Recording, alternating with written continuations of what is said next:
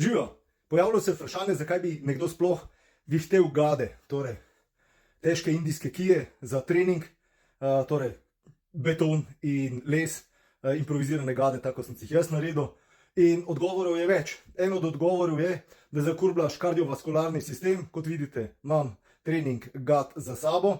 In drugi odgovor, ki je pa tudi relevanten, je, da z določenimi gibi, ko vihtimo gade, simuliramo tudi razne gibe iz borilnih športov in veščin, in sicer predvsem vse, kar gre čez ramo, torej met čez ramo in ta potek, ki ga izvajamo.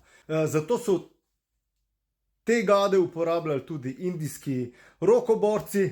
Torej, kot smo že rekli, z tehniko 300, ki sem jo prej pokazal, zakaj 300, ker naredimo z gado 300 stopinj, ne 360, torej skoraj celi krog, simuliramo lahko ta met čez ramo, lahko je to Ippon se v nage pri judu, Morote se v nage pri judu, Sajo Toši pri judu in tako naprej, pa seveda razne rokoborske izpeljanke.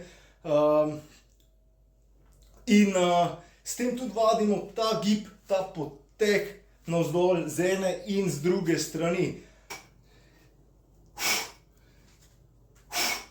Tretji razlog, zakaj se splača ukvarjati z gadami, je, ker simulira tudi nekatere gibe, zaradi tega to izvira iz težkega indijskega kija, torej kako uporabiti kije, palice, razne sekire, meče, sablje in tako naprej, torej vse, kar je na nekem štilu oziroma na neki palici ali pa paličaste oblike, in potem lahko delate dosti lažje določene stvari.